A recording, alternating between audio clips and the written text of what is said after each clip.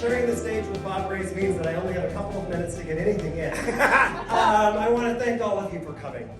This is so great to be here in the Dusty Lou. To theater, to Caitlin, thank you so much for giving over this space for this student production. and to Prologue, to have Prologue in here, it's great. And to all of you who braved the parking today with the Philharmonic, with this, it is nice to see all these people. And yeah, I know you probably walked a long way to get here today. Yeah. Prologue, as you well know, is well, I think you well know, I think it's in its 12th year. Brought to you by the Department of Visual and Performing Arts, the Chancellor's Office, TheaterWorks, the Dean's Office, and of course all of you who have been supporting it for so long. Thank you so much. Because we have a lot to get in, I'm going to give you just a little plug, which is in your program. We have a great prologue coming up in April with Michelle Hensley. I'm not going to say much about it because it's in your program. Come. I can't tell you how amazing it is to have her. And it'll really prepare you for Free For All, the summer mobile Shakespeare that you're directing. Are you directing? That Caitlin is directing. So, without further ado, we are doing Fleanorier. The annual main stage student production is Fleanorier, which is a French farce by Georges Feydeau. And I assume many of you are seeing it today, or will see it soon. So I thought, on the occasion of this comedy, and remember last year, in the heart of the pandemic, we did the Tragedy of Medea, which is... It was awesome! It was a great show, but we didn't realize we could do it under those circumstances. So we decided to do something fun and light, and focus on what it means for a community to come together and laugh. And so I invited a couple of people, and we're going to start. I'm introducing you, so make an entrance, Bob. With local comedian, our primary comedy teacher, Bob Rais.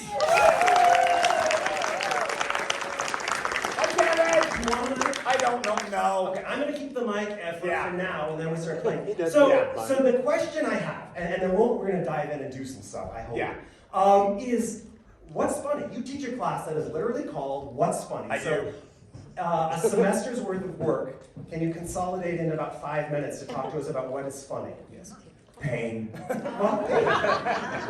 Well, one of the things that we discuss in What's Funny, and one of our starting places, is that the real root of comedy is pain. And one of the examples we use at the beginning is that, like, apparently the only other animals that laugh on the planet are chimpanzees. And everybody's like, what about dolphins? I'm like, I don't know. I don't talk to fish. They're not fish, shut up. But chimpanzees laugh. And like, if a band of chimpanzees is like walking through the forest and one of them falls and breaks their leg, like the other chimpanzees are like, I'm having an opposable thumb. Good luck. Good luck, Tiger Bay, you know. So at that root, right, pain is the cause of a lot of what we consider to be funny. And the other thing is like inconsistency, right? Our brains sometimes don't know how to process like the inconsistency of things that are painful, and yet there's nothing we can do about it. So we have a physiological reaction, like our bodies actually convulse, our diaphragms convulse, and we expel air, right? We call that laughter. So it's this sense of like inconsistency. And the other thing is surprise. Surprise. People get very, you get shocked when you're surprised. And it's that same thing of where your brain doesn't quite know how to process it. So the physiological response is laughter. And as far as we know, right, we're the only, besides chimpanzees, we're the only species on the planet that actually laughs at our own demise, our own pain, our own thing. Because, it's like my mother used to say, I grew up in an Irish Catholic family, right? So it was like, people like, don't talk politics at the dinner table. We weren't allowed to talk about anything else. So, right? But it's like, you have to laugh, right? You have to have the ability to laugh at yourself. I think it's a great coping mechanism too. So that's kind of like the basic root of the What's Funny class. Well, and when we say pain, we all have a tendency to laugh. Like, why would we be laughing at pain? Aren't we compassionate and empathetic people? Is the answer no? We're awful deep down. We want to watch other people get hurt. Why does that happen? Well, I think it's the inconsistency. Yeah. I think it's not being able to, like, if you look at somebody fall down, your first response is to kind of go and help. right? Well, maybe. Maybe, I don't know. Yeah, I want to think I'm the kind of person that would go and help, right? But the other thing too is like, like slapstick is very oriented towards like you're laughing at other people's pain. I mean, I know we've done shows where we've actually used slapsticks, and when we get to commedia, we do a lot. I think that's a good segue. Yeah. Say what a slapstick is, because I think some might it's just a form of comedy, but it actually comes from something very real. It is. In Commedia dell'arte, they actually use a thing called the slapstick, and they used it during the Elizabethan theater. It's a board, and it claps, and you crack. When somebody falls, you would crack. So like Punch and Judy, they use slapsticks. Commedia dell'arte use slapsticks. It's crack. It's kind of the original sound effect, I guess. Pow. Oh, my rear end. Pow. Kind of thing. So yeah. So sound is a huge comedic thing. Yeah. One of the things you talk about and I just want to give this example. Hopefully it doesn't happen tonight, but a couple of nights ago, we have a chair that's situated here on the stage. And one of our actors, Jamie, who is fabulous because she dealt with this situation that was in front of her, she was sitting in the chair and one of the screws was loose and the chair collapsed under her. So was anyone here that night? Now, the first response to Bob's point was, and then laughter. Yeah. And that shock. once we saw that Jamie was fine, and Yes. she gave a wonderful improvisational line, and the audience appreciated that in the moment. What did she say? I don't remember, but I was sitting up there, and as the director, when I saw that, of course, my first response was to dive under my chair and hide my head. Kevin's so brave. But the point being, you have a structural thing, literally in Yes. this case, that goes wrong. Yes. And we have to deal with it. Yes, and especially in comedy, one of the things that you really want to do is you want to develop a relationship with the audience. It's like when you and I were talking a little bit. It's like one of the things we reminded the young actors of was that remember, the audience is your partner, right? So it's great that the audience was like, right? And then they heard the sound. They wanted to make sure the actor was okay. And then it was that release of stress and tension and your mind trying to deal with that inconsistency of like, oh, I hope they're not hurt. Crash. They're okay. Yay. Tee-hee. Kind of thing. Yeah. And there's a lot of pain in this show. Doors slamming, people getting, am I giving away too much? Being kicked. Yeah, I don't think we're giving away too much because it's comedy. There's right, no and pain. and it's slapstick. So, like, if we were doing Commedia dell'arte, which a lot of modern improv has its roots in Commedia dell'arte, you would actually have the slapstick, and every time there would be a kick or something, like the Foley guy, crack. I don't think they called them Foley guys in medieval theater, but crack. You would hit it and accompany the sound, right? So summarizing, we have comedy is pain. Ouch. Comedy is sound and crack sound effects that yes. punctuate. Yes, punctuation is really a great way to look at punctuation. it. Yeah. What else did we talk about? Comedy is unexpected. Inconsistency and surprise. And fourth, what I'm hearing is relationship with audience. Yes. Not funny if no one's watching. If a clown falls in the forest, this is why you come to these things for these deep philosophical questions. We know. You fool none of us. I want to segue into, you mentioned Commedia dell'arte, and I don't think we should assume we all understand all the nuances. Can you give us what is Commedia dell'arte and why is it so important to have a connection with an audience in that form? Well, Commedia dell'arte is, you have a lot of stock characters. You'll see them oftentimes in Shakespeare. You have like the Pantalone, which is the old guy with the belly, and he usually has a codpiece. Thank you, Todd. Yeah, codpiece with a D, right? And he has very physical characteristics, and he walks around and like, ooh, where are the girls? Ooh, where are they? Oh, there's one. Yeah. You have Il Capitano, the braggart. You have probably the most familiar character from Commedia dell'arte is the Harlequin, right? Which is still part of our Kevin actually would make a great Harlequin. You see them all the time and in the patch suits. The direct line to modern improvisation is that you would play these stock characters, but they would change the scenarios. Like they would send somebody ahead, like into the town, of like, what's the scuttlebutt? The mayor's sleeping with who? What's happening? We have a play about that now, right? And so because the stock characters were very consistent, right, you could plug a stock character into any scenario and his behavior is going to be the same, right? Like you had the bad guys, you had the clowns. If you've seen any Shakespeare comedy, he borrows heavily from Commedia dell'arte, you know. Shakespeare's one of the great examples of artists don't create, they steal. You know, I mean, he didn't really write that much original stuff, but his gift was to be able to take it and just sort of make it feel new. But all of his characters that are like in Taming of the Shrew is probably the best example of direct Commedia dell'arte characters being plugged in. Like Petruchio is Il Capitano, hands down, no question about that. Then you have the Grumios and the Biondellos, the Flying Circus. Il Capitano just is the braggart soldier, right? The braggart. Thinks he's amazing and wonderful and virile. And he's not. And he's not. Yes, yeah, you know, it's that I am Il Capitano. There's a fight over there. I'll be moving over here. But I will brag about how brave I am in battle while the rest of you fight. Yeah.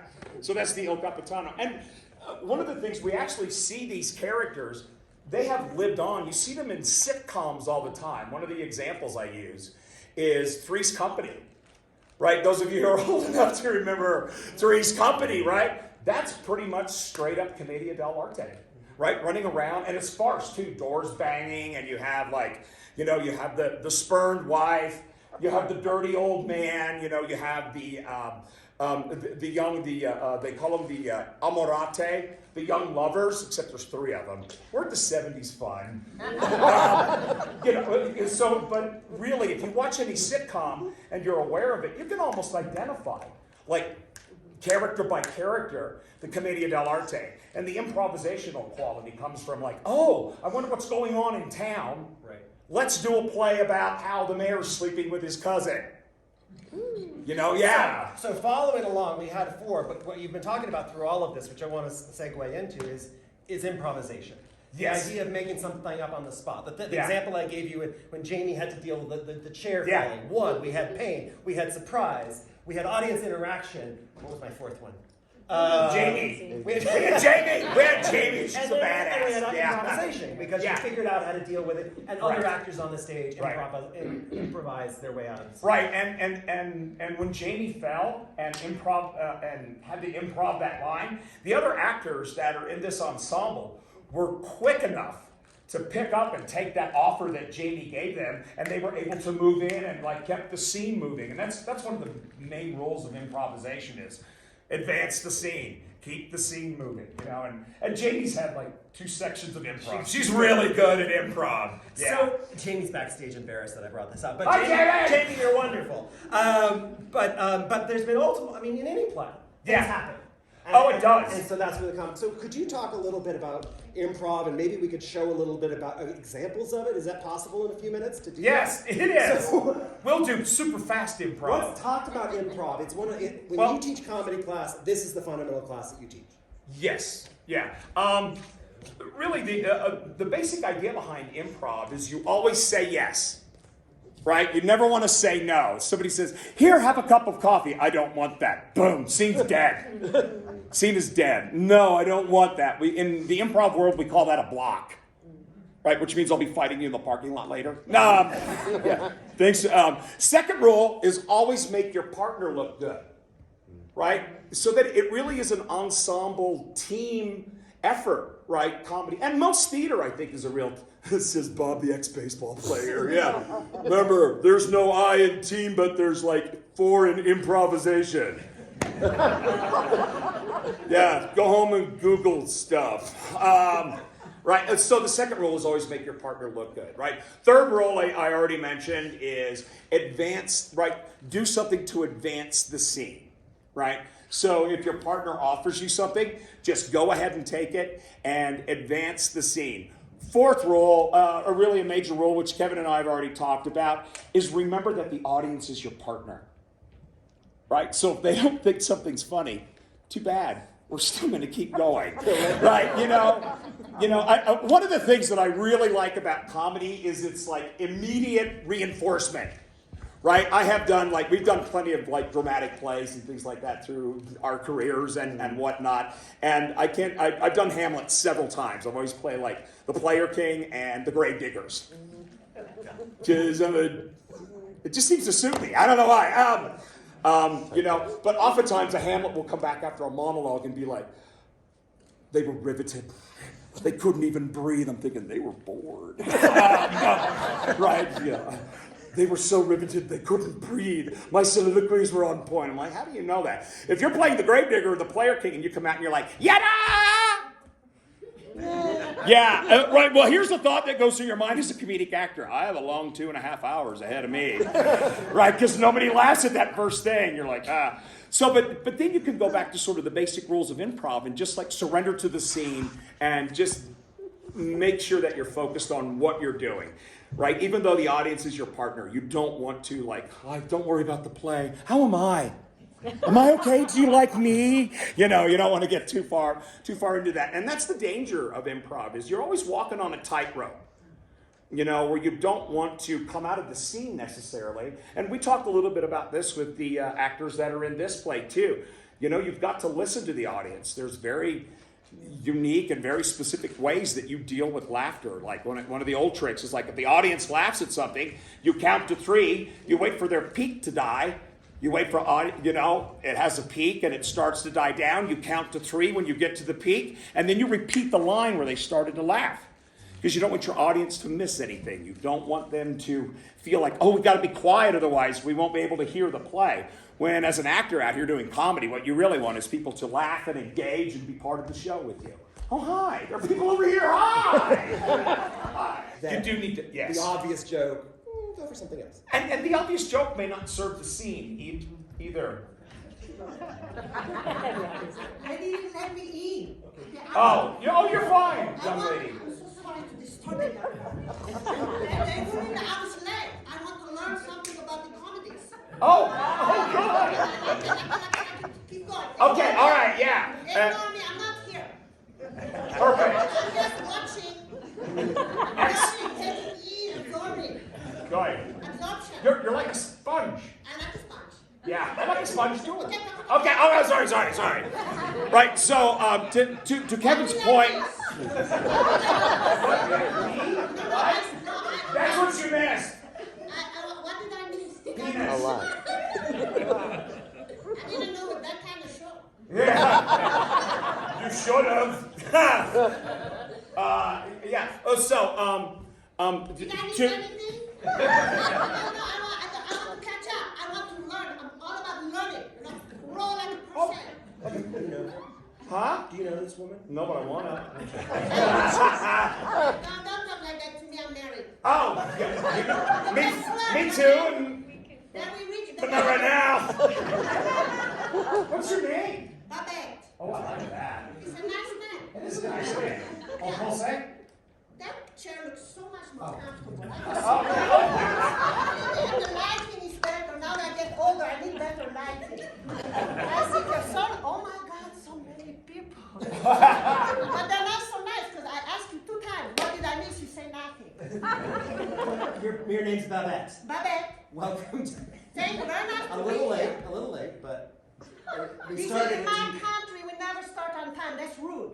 Where did Oh. No, we don't want to. Like if you everybody on time, somebody late, they feel left out like I did. So you start late, so everybody feel welcome. That's how it should be, you know. So No we're. Americans, everything start on time. Well, it's You can all. have more fun if you start late. It's like more inclusive, you know. I said, you know. Okay, what you But we only was a 1 hour event, so you came in at 25 after, so you did miss quite a lot. Oh. But no. No, please stay. That's No, like Babette, you. please stay. No, listen, that's like American. Make me feel so guilty. It's like you're puritanical. Like what? We're like Botanical? botanical. Botanical. Oh, like Puritans. That's what I said. You did. You don't understand. I can repeat for you. Kevin, you got it? We have a botanical. Yeah, that's like it's puritanical. Start on time. You know, if I'm late, you make me feel guilty. That's not so nice. No, that's Catholicism. Babette, my apologies. It's okay, accept it. We're. This is a very nice carpet. It I like is. this carpet. It's very, very nice. Babette, where are you from? You said you're. I'm not from. I can't tell you everything. Okay. Because I have to kill you, but I don't like that. I was born in Bulgaria, a little town in the mountain. Then we immigrate with my father. That part I can't tell you. And then I go to Brazil. They welcome me, and so I have combination, like a hybrid. Cross-pollination, you know? And then I came here to help, you know, the community. Oh, what sort of help to the community? Lots of help. Yeah. You know, like, first of all, you go to the theater, people don't like to go late. In my opinion, you start late so everybody feels welcome. You know, and I want everybody in Colorado Springs to go to bed so early. What time is your bedtime? Like 8:30, so of course you don't go to the theater. Well, it is the new midnight after all. That's right. So anyways, I'm here, you know, like I'm not a performer, I'm not an act, I'm just supporting the arts. Oh. Because art is so like, you know, it's the heart. It's like, you're breathing, your heart, your blood, everything. If you don't have art, life is like this floor. I do. I don't like this floor. No? No, it makes me dizzy. Oh. Yeah, so I don't look at the But floor. you like the road. Art, very nice. Well, that makes sense. You are an arts lover. A lover, yes, very, in many ways. One of the things that Bob and I were talking about before you came in You have to bring it up again. is One more time, in my face. we were talking about comedy, and we were outlining some of the ways that people are funny. And I think we talked about improvisation can be funny because you have to think on your feet. Breakdown of structures can be funny. Audience interaction. Well, this whole description is not funny. Sounds like a lecture. Okay, I'm so sorry. No, you're right. It was. Yeah. It's like pointing fingers at me. What? Oh, no. So could you tell us what you find I know nothing. Oh. Nothing is funny.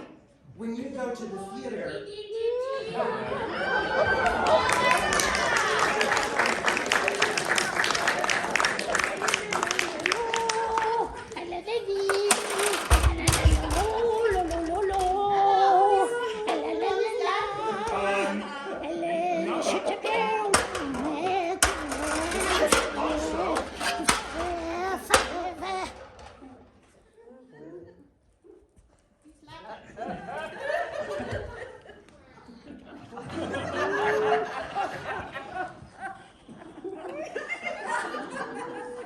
Wow! And now you all have to sign waivers. Sorry. Sorry. I put it back in. Oh, hello. I was going to put that on my YouTube page, and now I can't unless everyone signs a waiver. You need to be They're nice not to him. here. They have masks. It's okay. Nobody knows who you are. It's all right. Nobody. What? Be nice to him because I was a real, you know. What? Yeah, what? I can't, you don't like bad words. I'm not so nice to you. I'll get this off the stage for Be you. nice to him, okay? Be nice to him. Why? Goodbye. I learned nothing from you. I love you, though. Merci, love you. Oh. This is my favorite hat. I love this hat. I love this. It's a... Ah! Yeah, you have my hat. That's okay. It's all right. It's okay. That was tricky. What? So you say that? You jinx me. I do. You say that's a tricky, and now look, I draw. I'm so sorry.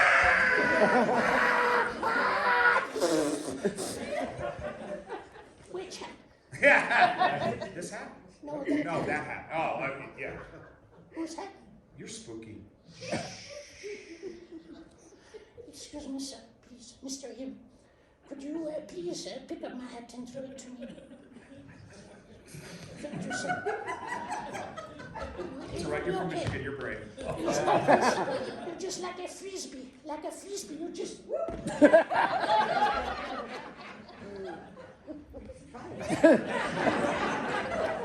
what you do? I'm sorry. It's okay, it's all right. Thank you very much. What? Thank you. Thank you. Thank you very much. Thank you very much.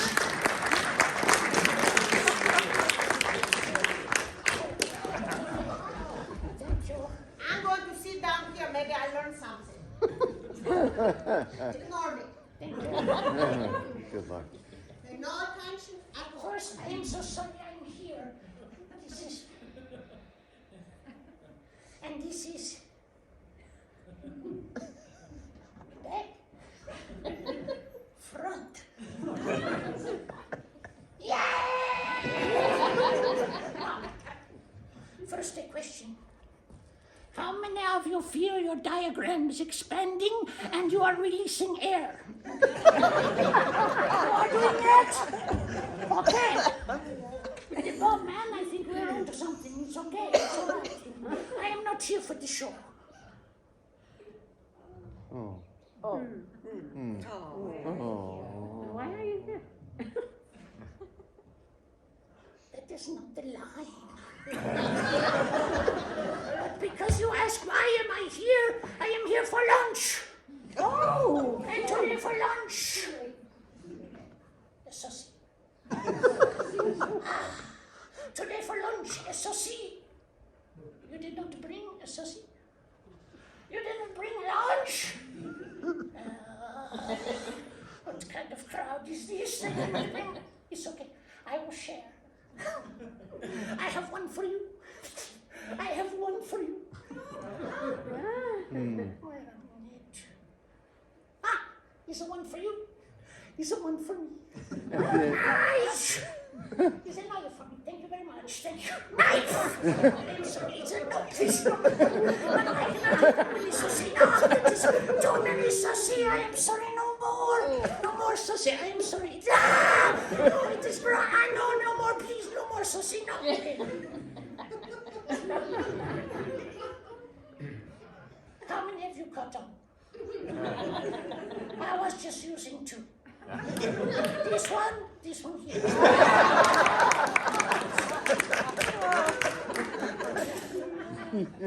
Oh, you brought for me flowers. Oh, that is so beautiful flowers. Wow. Walmart, $8.98. Ew. Whole Foods, $47.65. Oh, you have brought me the flowers and the cabbage. I'm sorry. I do not like the cabbage. I'm sorry.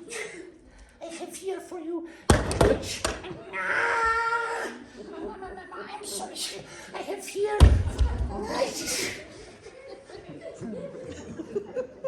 I have here a little pot. Because it's Colorado, every show has a little pot. I put it.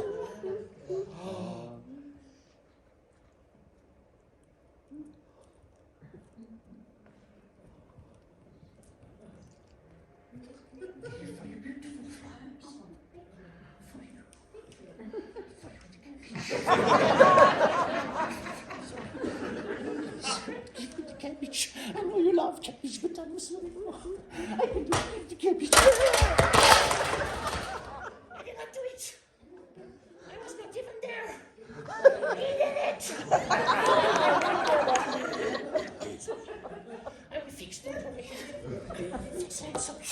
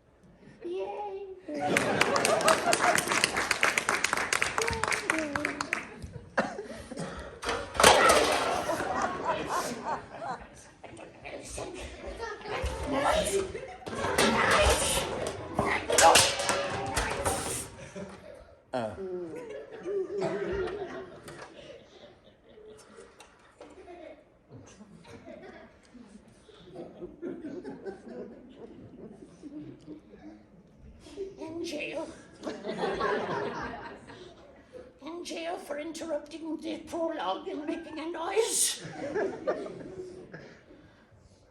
Oh, hello. before. I'm sorry, this is not a jail. This is a ladder. How many of you knew it was a ladder? And you did not tell me! 30 years I rot away in this ladder. How many of you know how it works? Yes. You must start very small. You must start very small. And you step. Step. Step. Step. Step. Step. Step. Step. Stop. Not a step. Oh, hello. Hello. Hello. Hello. I feel closer to you. It's very high. I could fall. I could hurt myself. For your entertainment. That is the pain of comedy. And I cannot do it. I'm sorry. I come down.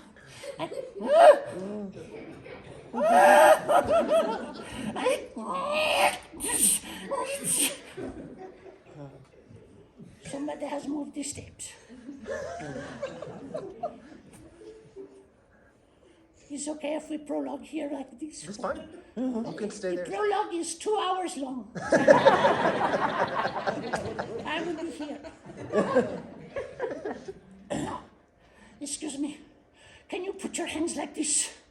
I will close my eyes. I will count to 3, and then I will jump, and you will catch me. Yes. Okay, good. 1, 2. He is not doing it.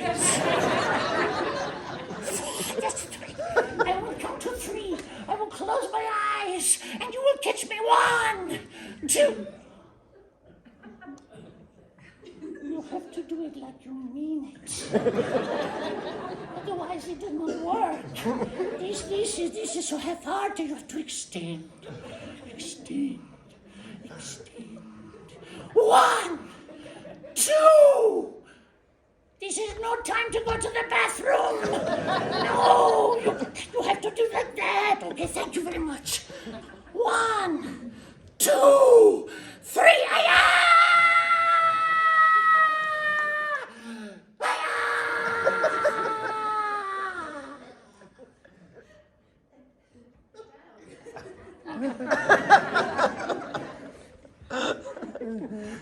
Thank you. You saved my life. And because you saved my life, I will swallow this ladder.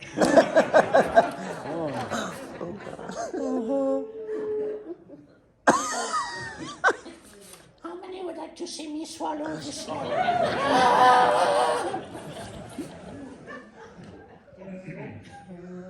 How many would be disappointed if I did not swallow this ladder?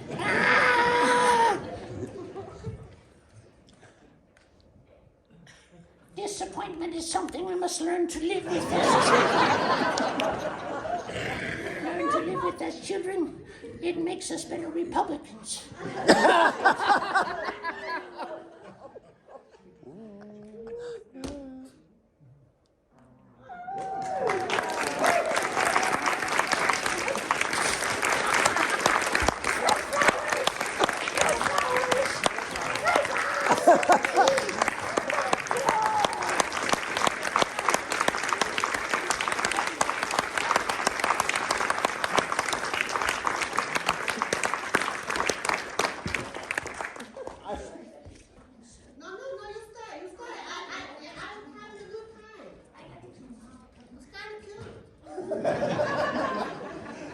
Ladies and gentlemen, I would like to thank Bob Rais, Birgitta DePree, and Jim Jackson, who are going to join us on stage if you have any questions you have to elaborate on any of the things that we talked about. Okay, but now I have to change from this is my head and this under here is Birgitta.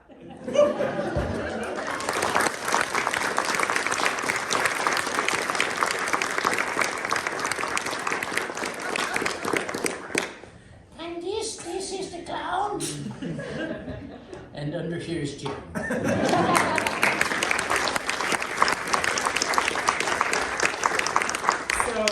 first of all, thank you so much. And I hope you've seen.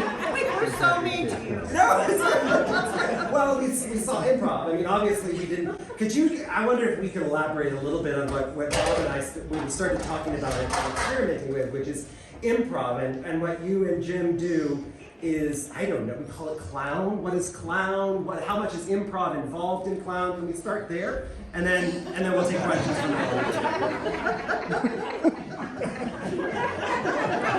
Where is the Bob? Oh, sorry, where is Bob? I don't know, Bob. Bob? Bob.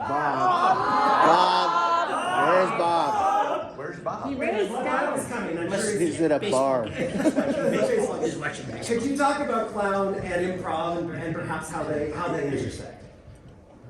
Pay attention. I'm trying to figure out how to say. I think it has a lot to do with the relationship with the audience and a point of view.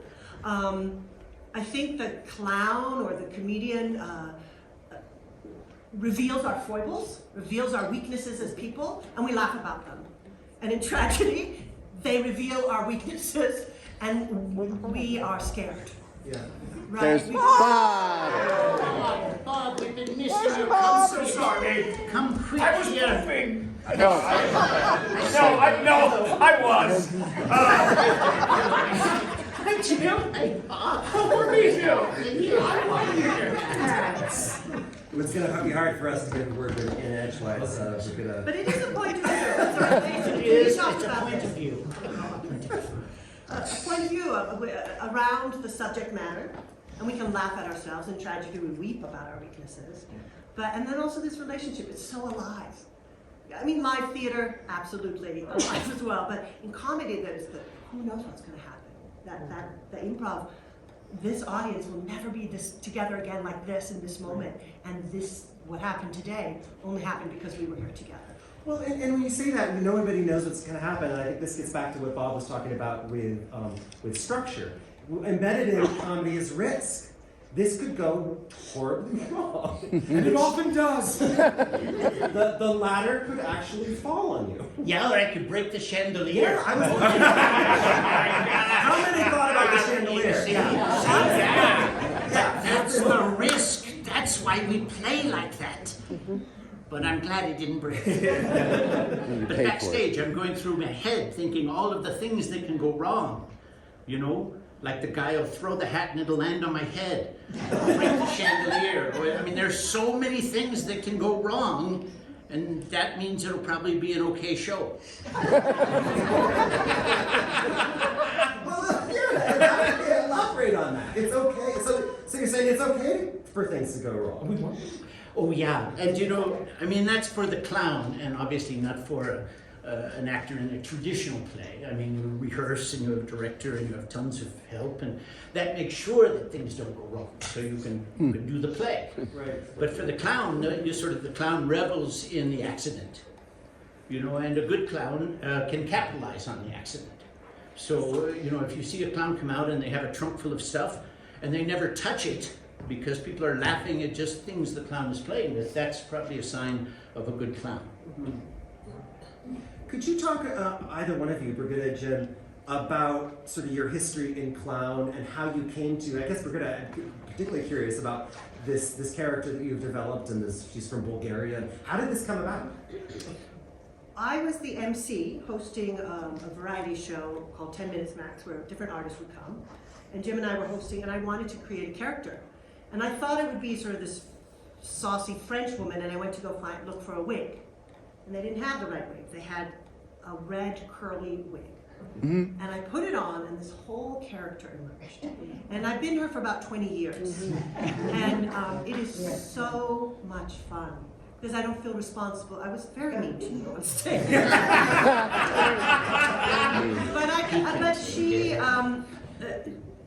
But you put this on, and you trust that this person will come, and she embodies a world that is full of life and love and play and generosity. So it's been a joy being her. I don't usually reveal that it's me underneath, because a lot of times people don't know that. And it's a very awkward moment when I'm in character, and when I wear this, I'll stay in character. I won't reveal. And they'll be like, I have a friend who grew up in Brazil. Do you want to meet them? Like, how do I reveal that I'm not really the person I am? But that's the biggest compliment as well. Yeah. And I want to share one moment. One of my most enjoyable moments as Babette on stage was when I was booed terribly by the audience, because it was great. Because I was the MC, and there was this young, beautiful woman, lovely, she was interning with us at the time. The gag was that Babette wouldn't let her perform, so I kept kicking her off stage. And the audience played along so much with the game that they booed me. And it was so alive in the moment that they took on this character. And that, for me, is the real joy of clown, and the audience. And you did it here too. You were calling for Bob. You sort of had that identity, and we were playing together. Those are the most delicious moments, I think, with clown and the audience, and we play together.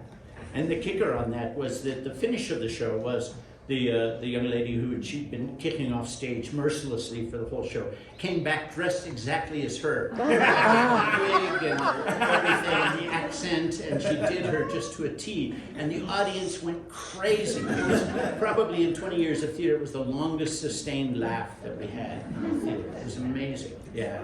We have a few more minutes before we have to clear out and get ready for the a flea interview, which is lots of fun, and I hope you'll see incorporates a lot of the things that we're talking about. But I want to take questions from you. Do you have any questions that have come up? Yes, go ahead. Hi, I remember a number of years ago at the Outdoor Shakespeare show where Bob was playing Falstaff, and he had this wonderful moment, he may remember this, when he dropped the purse under the lady in the first row who was in a wheelchair. And he made a marvelous recovery, and the audience just held him in their hands for that whole time while he managed to procure his purse from under the wheelchair. Yeah, well, give me an opportunity and I'll turn it into 10 minutes. Kevin directed that production of Merry Wives of Windsor. Tom, you were in that as well. And there was a moment where Kevin and I were just discussing, and much to his chagrin, where he was like, "Bob, why don't you just go into the house for a minute or two?" And eventually it always turned into something, but I do remember the wheelchair moment, and that was particularly, and she was very kind and played along very well, and you'll find that most times that, like, if you're an actor and you kind of like what Birgitta was talking about, you sort of break that fourth wall and you kind of go in and you engage in that partnership with the audience. I mean, I think people love it, and as an actor, I'm like you guys, I just eat that stuff up and just really, I just enjoy that. I enjoy that communication that goes back and forth like that. So yeah, Kevin kind of built that. And there was the one where I pick up the program and hid behind the program. Yeah. Well, one of the things I was going to add, Bob, and to that show, I'm happy you brought that up, because that was Bob at his best. I mean, we joke at Bob added 20 minutes tonight. Every night. Everyone was laughing, right, because he was working with the audience. But one of the things that was interesting, we have clown, we have stand-up comedy, we have improv, and then of course we have theater. And what you're going to see tonight or this afternoon, of course, is a scripted play. I mean, it's not a whole lot of improv. That said, the improv that goes into the creation of comedy in the rehearsal room is critically important, at least for me as a director. And I remember, when Bob was playing Falstaff, and there's that famous scene where Falstaff has to dress as a woman, and because he's such a guy's guy, it's humiliating for him. And we decided in the rehearsal room that we had some melons, as I recall, that were perfectly in his oversized bra, and of course Bob Rais, being Bob Rais, took them out and started eating them. And of course that became a bit. But no, I didn't come up with that. That's, again, working with a comedic actor is always a form of improvisation. There is always improvisation, I think, involved with it too. And the thing about comedy, I think in general, even like this afternoon when we do the show, because we'll have a different audience, right? The show will be in time. Like if you would have seen the show last night, I mean, even though it's scripted and we have like a lot of things that are very precise. Comedy requires precision, and you know there's a lot of things that are very precise, but because the audience will be different, the show will have an entirely different dynamic to it, just because it has a different group of people. Other questions? I saw one over there. Yeah, go ahead. I had a question about the risk involved with having the audience interject into what you're doing. And I know that's fun. I've seen that several times where someone in the audience will start to engage with the team on the stage. How do you gently put them back in the Well, it's funny you use the word gently because that would not apply to my style. Jim? Birgitta? Do you mean with the scripted piece? No, they're doing improv, but watching improv, I want to come play too. I Right. want to be part of it. And I have to sit on my hands and shut my mouth. But when somebody doesn't do that and they're really practically in your face on the stage, how do you get rid of them? Or do you need Well, you know, it's, you know, I find that a broom works better. And you know, this happens. I do a lot of shows for families, for kids, and you know, it'll happen sometimes with kids where somebody just gets so excited that they just lose focus for where they are and they want to be in the show. And so sometimes, you know, you do have to just sort of be very direct with them and this works with adults too. You can be very direct with them. You know, usually I say different things to adults, but I'll perhaps lean over and whisper in their ear, or for me, I'll just change my voice, and suddenly kids are filled with terror.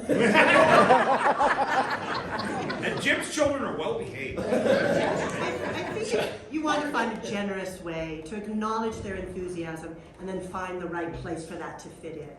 I want to share a story. Jim was performing at an outdoor festival, and this kid watched like all his shows, and he's packing up, and he goes, "Do you have to go home?" And he said, "Yeah, I have to. I'm packing up." Because you can come over to my house and play. That's awesome. But I Bring the think truck. you want to do it with generosity, and you have to improvise how you do that, you know. But you want people to feel safe in being robust and engaging with you. Buddha Hagen. It's the same place to be dangerous. Yeah, and you know, for the stand-up, it's harder because anytime, or when we do cabaret shows and the audience has been drinking, then you've got paddles up there. And so they're, clubs are somewhat different, and sometimes you have to be a bit crueler in clubs. Yeah. Or you hope you have a good bouncer, you know. But, Yeah, but it doesn't happen too often, really. Considering the number of people, percentage-wise, it's very seldom. Go ahead.